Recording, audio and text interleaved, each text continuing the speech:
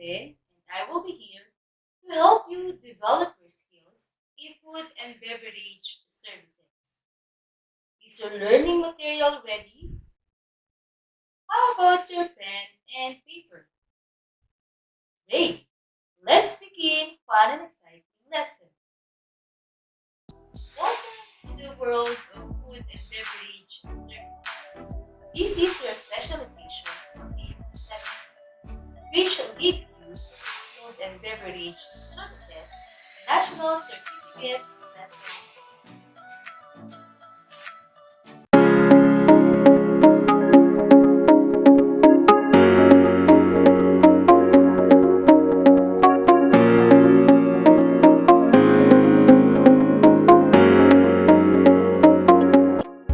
These are the necessary skills that you need to develop to effectively take table reservations.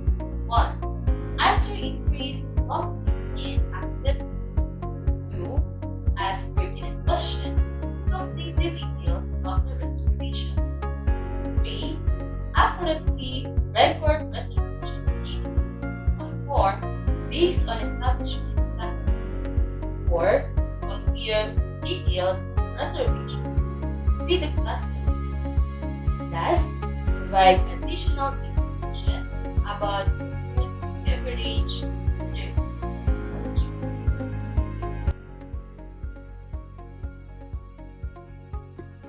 Before we proceed to our discussion, let us first name the following establishments around Nasugbu and take down notes the different foods that we can buy from the given establishments.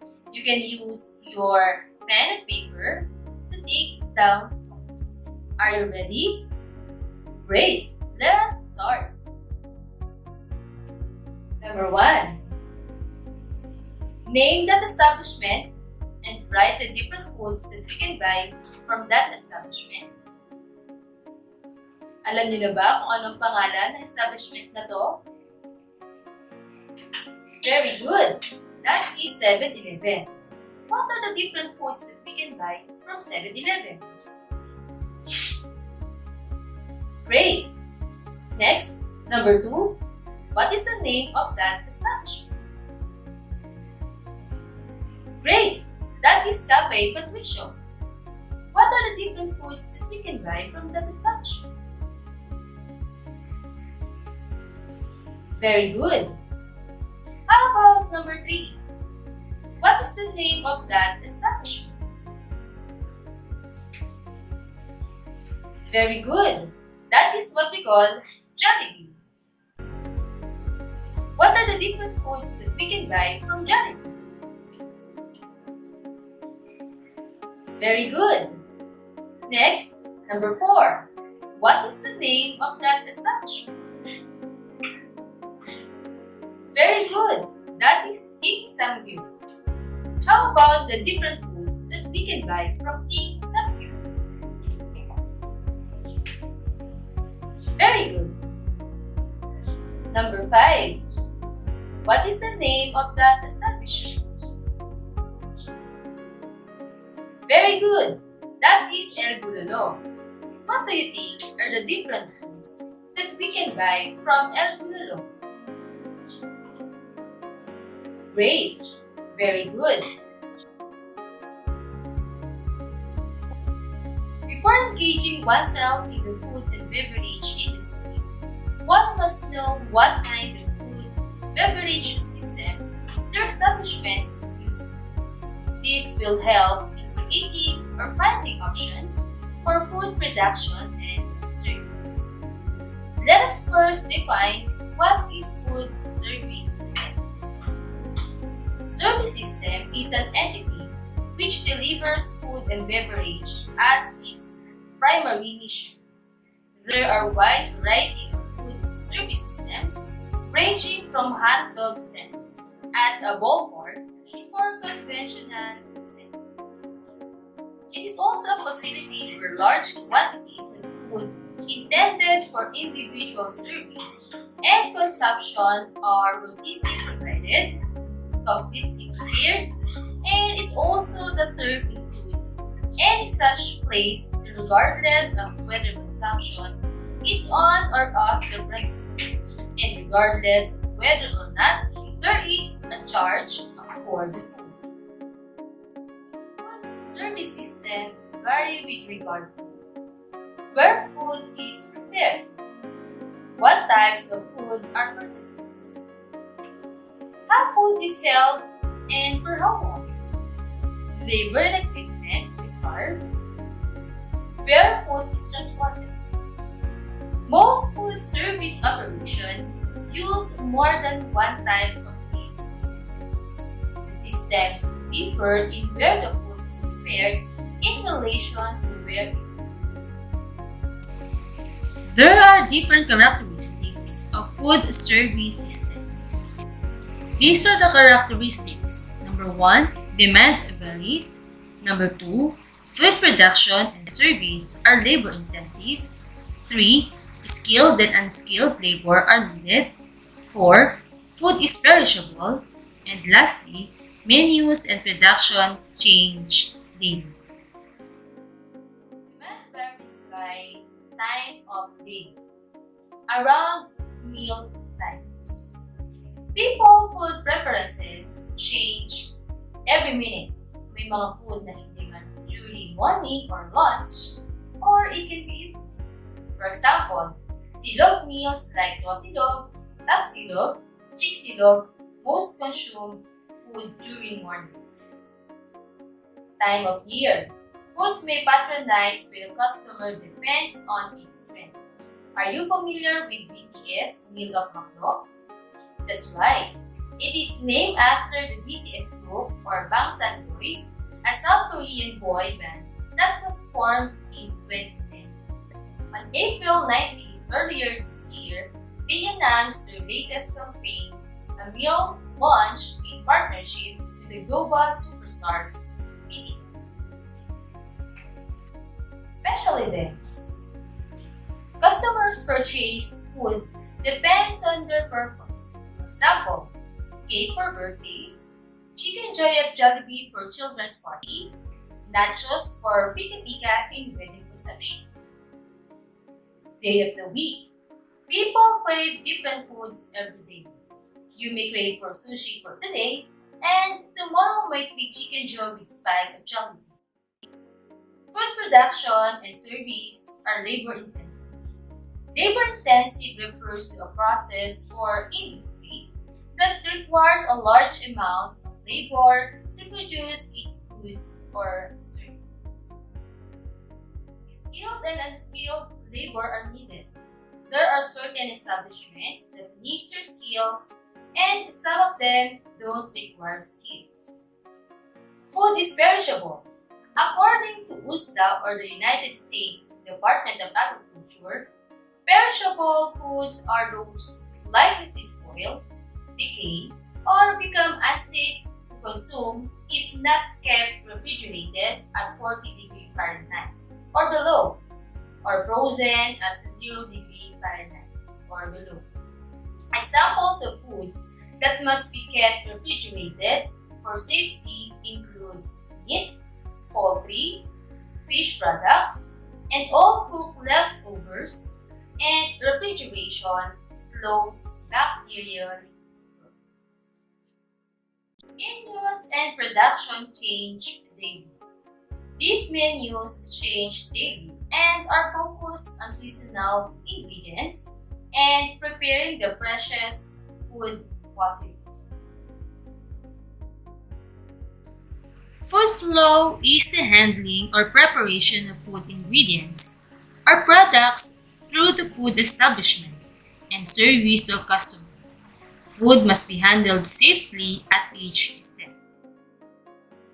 The first step is menu planning. Second, purchasing. Third, receiving. Fourth, storing.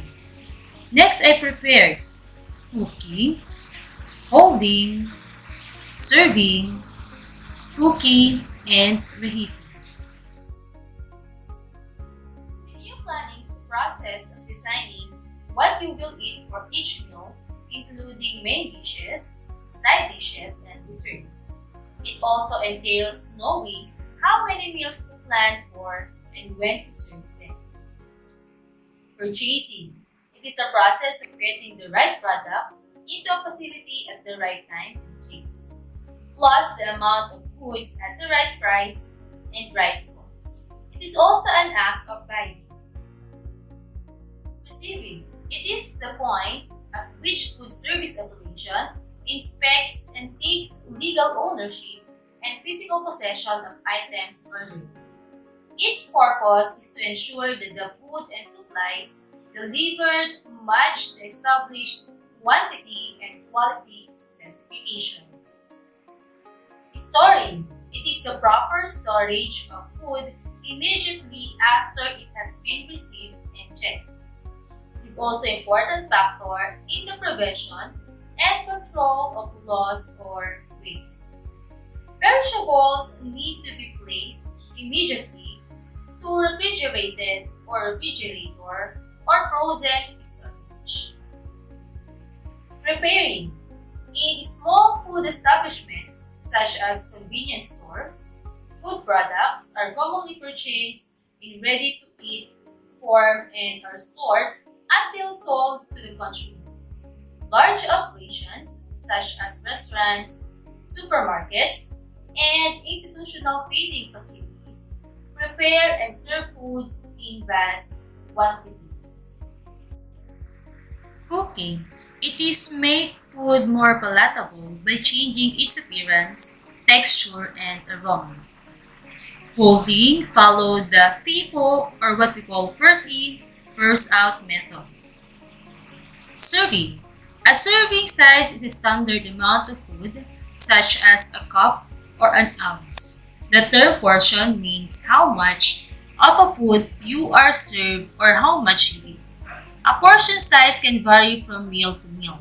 For example, the serving size on the nutrition facts label for your favorite cereal may be 1 cup, but you may pour yourself 1.5 cups. The FDA recommends that food be cooled from 135 degrees Fahrenheit to 41 degrees Fahrenheit or 57 degrees Celsius to 5 degrees Celsius in 6 hours or less. This time limit helps prevent dangerous bacteria growth, but the guidelines don't end there. The FDA Food Code has one additional rule. Food must be cooled from 135 degrees Fahrenheit to 70 degrees Fahrenheit or 57 degrees Celsius to 21 degrees Celsius in 2 hours or less.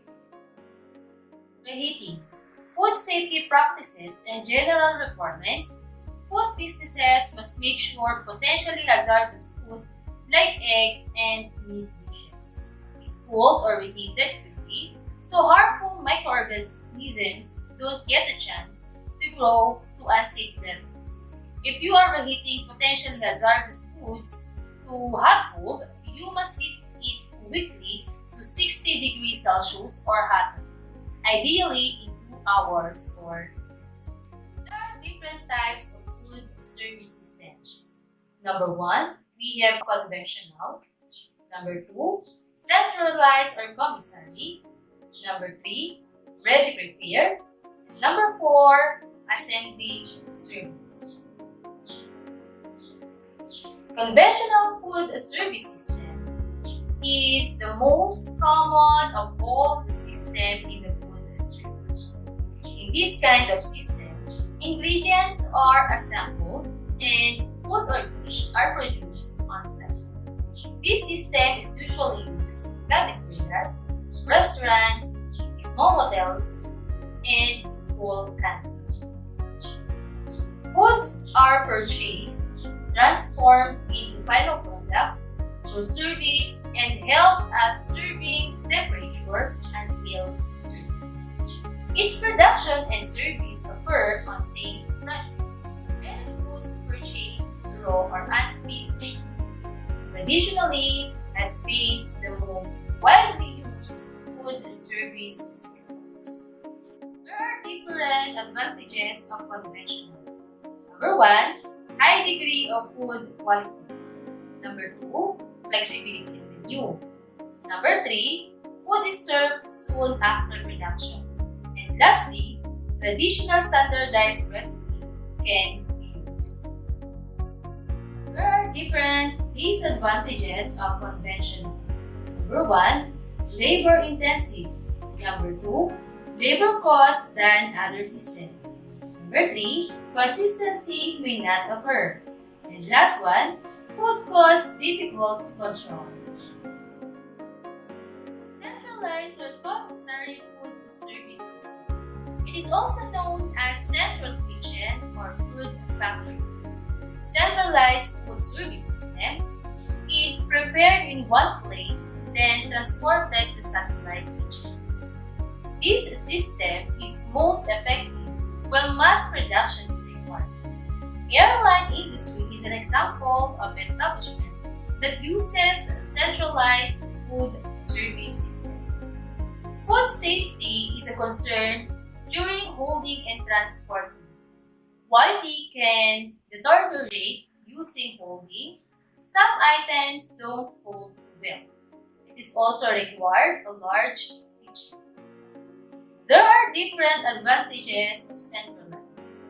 First one is lower food and supply costs, purchasing power, effective utilization of staff, ingredients control, inventory control, lower labor costs, flexibility in scheduling food, mechanization of preparation, quality control, consistency, flexibility in location, savings on equipment, and better utilization of production. There are different disadvantages of centralized. First one is the high initial investment, building, and equipment. More technically skilled employees needed. Some jobs are monotonous. Major impact of equipment malfunctions. Transportation cost. Perceived loss of quality. Recipe modifications or re-standardization required. Food safety can impact large numbers of customers. Same employees don't prepare and serve food, and limiting feedback from customers. Number 3, ready prepared food service system. The food is produced on-site. It is usually chilled or frozen, then reheated and served to the customers on-site and readily available to the customers. With this system, the production can be rescheduled anytime since the food is stored either frozen or chilled on-site and readily available to the customers. Ready prepared food service system is usually used by the hospitals and businesses. Foods are stored for use at some later time. It is used primarily in hospitals and restaurants chains, schools, and colleges. There are 2 ways of handling foods. First one is the cook or chilled method. Number 2, cook or freezer method. Cook or chilled method, it is prepared foods are chilled immediately and packed individually or in bulk, which will be portioned later. They are prepared in refrigerated storage for a day or 2 until they are ready to use. Cook or freezer method. A glass freezer or cryogenic freezing system must be available to freeze foods quickly to prevent food cell damage. Foods may be individually packed or stored in a bulk, which require less freezer storage space. There are different advantages of ready prepared food services.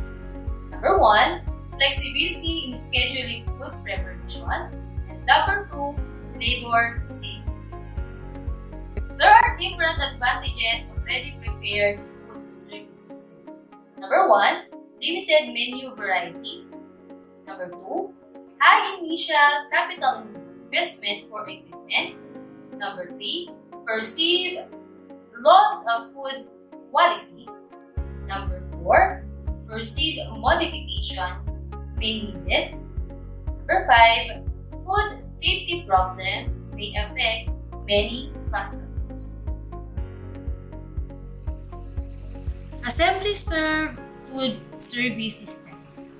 In this system, food is purchased, then stored either chilled or frozen for later use.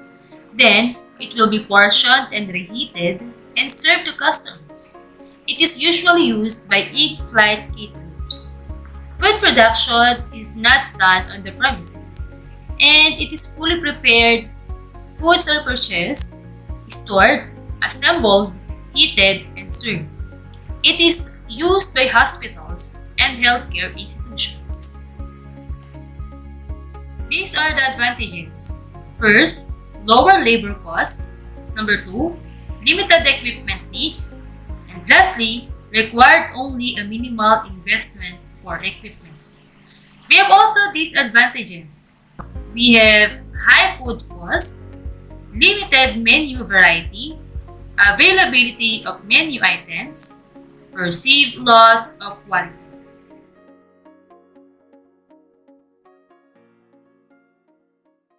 Gusto mo na bang magpa-reserve sa isang restaurant? Ano-ano ang mga common questions na tinatanong sa'yo? Ano-ano naman ang mga details na hinihingi mo?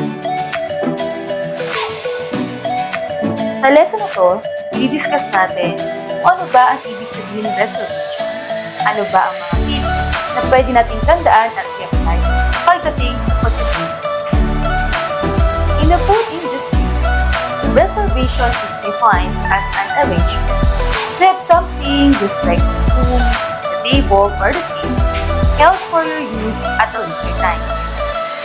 A guaranteed seat brings more customers and increases revenue.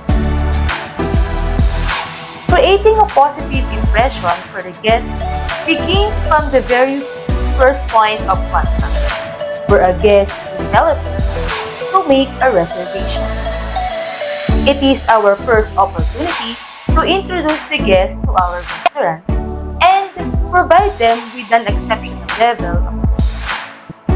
A positive experience on the food allows the guests to feel comfortable in having chosen our restaurant and ensures they look forward to their dining experience.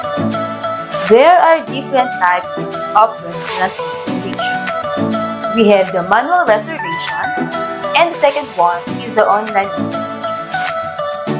What do you think is the difference between the manual reservation system and the online reservation system? That's right. The difference between the two, the manual reservation, depends on the person designated and usually a host or hostess to answer the phone, record the details of the said reservation, and taking their credit card information as a guarantee. They may also answer guest questions, give accurate information, and provide clear information to the guests. While the online reservation system makes use of the internet through a website, where all the necessary information needed for a reservation is keyed in by the guest. Other information about the restaurant, such as directions to the place, parking, active promotions, and discounts are also available online, instead of depending on the host or hostess of these activities. This is an example of online reservation. All you need to do is to visit their website. For example, www.shakeyspizza.ph/. You can log in your account via Facebook or Google account, or you can create your own account. Once you input your cell phone number, there will be the OTP or one-time PIN code that Shakey's will send to your number. All you need to do is to type it. Once you input the account verification number to your account, then Shakey's will welcome you to their website. Since pandemic and dining is not applicable, don't worry. Online ordering is the solution to your problem. You can now order online of foods that you want without leaving at home. In Shakey's website, you can browse the different foods like pizzas, burgers, pasta, chicken, and all their products with corresponding price. This is very convenient not only for you, but for all of us. If you don't want to visit their website, don't worry. They provided a delivery hotline number so that you can call them in an easy manner. Or you can fill out the form on their website for your order. If you don't want those processes, they also provided Shakey's Super App that you may download on Google Play Store or App Store. Have you experienced waiting outside the restaurant? Don't worry, no more waiting. A growing trend in reserving a seat in restaurant. We have the what we call ahead seating. It reduces guest wait time upon arriving at the restaurant. With this type of reservation, the guest calls when they are on their way and sets a specific time they will arrive. Usually, restaurants will hold a table for 20 to 30 minutes. However, in cases where there is a long line of walking guests waiting for seats, calling ahead may not ensure them a seat. Restaurants will often opt to serve guests on a first-come, first-served basis. Other restaurants also ask for the credit card information of the guests to ensure their seats.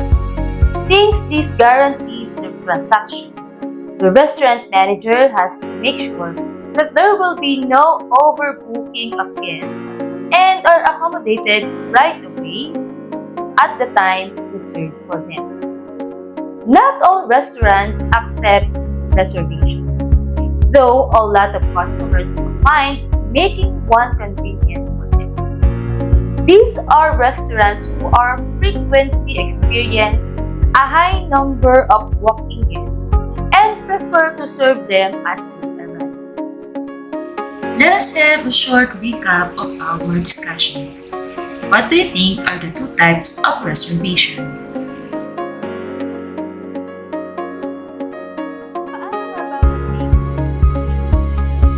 Before taking a reservation, make sure to know the answers to the questions which are likely to be asked.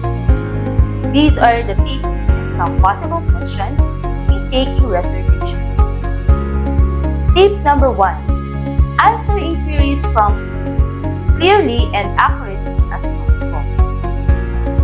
Number 2. Take note of specials and changes in the menu and make sure to inform guests about it. Gather all pertinent information on the reservation from the guest politely and efficiently. Accurately record reservation data on forms based on establishment standards. Repeat the details of the reservation to the customer. Bakit nga ba kailangan natin gamitin ang mga details na sinabi ng customer? That's right. It is because to make sure na tama ang ating mga kinuhang information. Confirm customer reservations prior to their arrival. We need to ask them first kung sila po ba ang nagpa-reserve ng oras at ng table. Import additional information to the guest, such as parking conditions and to the establishment. Always be calm and polite when speaking to guests. And lastly, avoid double. Ano mga questions na tinatanong sa atin kapag tayo ay nag-serve? Very good. So these are the common questions that we usually ask to our customers. 1. What kind of cuisine do you offer? Is it French? Is it Italian? Is it Japanese? Cantonese, or modern Australian? What style of menu do you offer? Is it a la carte or table d'hôte? Do you accept credit cards? If yes, what type of credit card do you take? Can we bring in other food and drinks bought outside? Is there a corkage for the food and drinks bought outside? Pag sinabi natin corkage, this is the fee na kinokollect natin sa guest natin or customer na ibig sabihin nagpasok sila ng pagkain galing sa labas. Is it for fun or for dinner? Do you accommodate children? Do you cater to persons with disability? Can we bring in pets? What accommodations can you provide for pets? Are all rooms air-conditioned? Do you have any parking facilities? Do you cater for specific functions? Do you have a smoking area? How do we get there in your establishment? What is the nearest landmark in your establishment?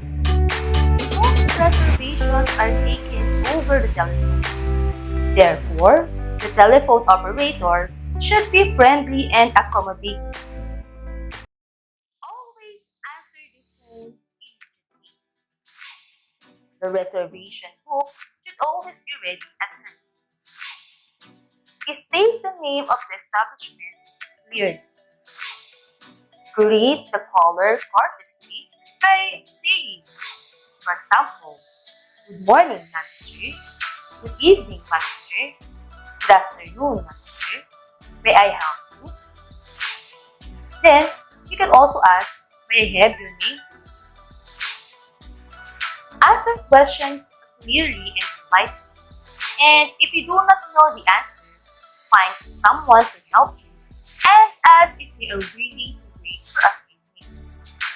You may also ask for the contact details so that you can call them back or request them to call you back. Politely decline if the time requested for reservation is already filled. Suggest possible time and other options to accommodate. Confirm all the details by repeating the name, date and time of arrival, the number of people in the party, and the contact number. Make sure all these details have been clearly written in the reservation notes. Be courteous and hospitable in closing the conversation. You may say, "Thank you, Mr. the name of your customer. We look forward to seeing you at the party." What do you think are the advantages and disadvantages of taking table reservations? Do you have any idea? You can write it on your paper. We have different advantages and disadvantages. First one is special occasions. On these occasions, aside from the profit it will yield, taking reservation can be an opportunity for restaurants to advertise what makes them on par with their competitors while ensuring customer satisfaction. We have fairness. Fairness. Some restaurants require their guests to make a reservation week or even months before they are decided. To be fair, some restaurants decide to run on purely first-come first-served basis. However, waiting time can be extremely long at places like this. This is why accepting reservations make it easier for restaurants to prioritize these guests should other guests opt to just walk. Higher checks. Usually, guests who make reservations either hold a large party or simply plan for a special event. These occasions result in increased revenue on the part of the restaurant. Absent guests or customers. When the reserving party does not show up, sales suffer. The reservation made by the party concerned forces the restaurant to turn away other generating customers for that scheduled time. Some restaurants charge a fee for a no-show to prevent this from happening or cover the losses when it occurs. This will give restaurants ample time to their planned program. This may include adjusting their workforce or the layout of their restaurant to accommodate the maximum number of guests without crowding charges in party numbers. Sometimes, a reservation is changed without prior notice. Because plans have been changed, the restaurant makes adjustment on the table set. These are the alternatives to reservations. In the case of some restaurants who do not accept reservation, or for those who cannot accommodate a large number of guests, the following options can be considered. First one is the waiting list. Waiting list guests give their names, stay inside the restaurant, and wait for their names to be called. Call ahead list. Guests call ahead to place their name on the waiting list and inquire how long it will take to wait. They will come only once a restaurant staff calls to inform them of the next available table. What are the different informations that we usually ask to our customers or guests? So we have here the what we call reservation. So guests can communicate their reservation inquiries in person, or it can be over the telephone or via email, through facsimile or email. Guests can communicate their reservation inquiries in person or over the telephone, or it can be via mail or through telex or email. While getting a reservation the reservation staff should obtain the following guest-related information. What do you think are the informations needed? That's right. These are the informations that we need to ask our guests or customer. First one is the guest name, address and telephone number, company or travel agency, date of arrival and departure, number of packs or patron requested, desired table, method of payment and or a guarantee, any other special request. Most of the above-mentioned information is used to create a reservation record. What do you think are the steps in reservations process? Do you have any idea? Write it on your paper. We have 7 steps reservation sales process. Number 1, first step, pick the caller. You can say, "Thank you for calling Holiday Restaurant. This is Lucy speaking. How may I help you today?" Number 2, identify callers or guests' needs. What are the common informations that you ask? First one is the arrival date, departure date, and their preference. Number 3, provide an overview of the restaurant's location. Ano po ba ang meron sa restaurant natin? Ano ba ang facilities na meron tayo sa restaurant natin? Is there any smoking area? Is there any area for our pets? 4, make a menu recommendation and specialty. We can also give different foods that we offer in our restaurant. Number 5, ask for the seats. This is an example. Would you like me to book the reservation for you? So on this part, we're going to make sure that the guest will have a reservation in your restaurant. Number 6, create a reservation record according to the hotel or restaurant procedures. Number 7, thank the caller, the guest, or your customer. Just like closing the call as warmly as opening the call leaves the caller with a sense of confidence and they have made the correct decision.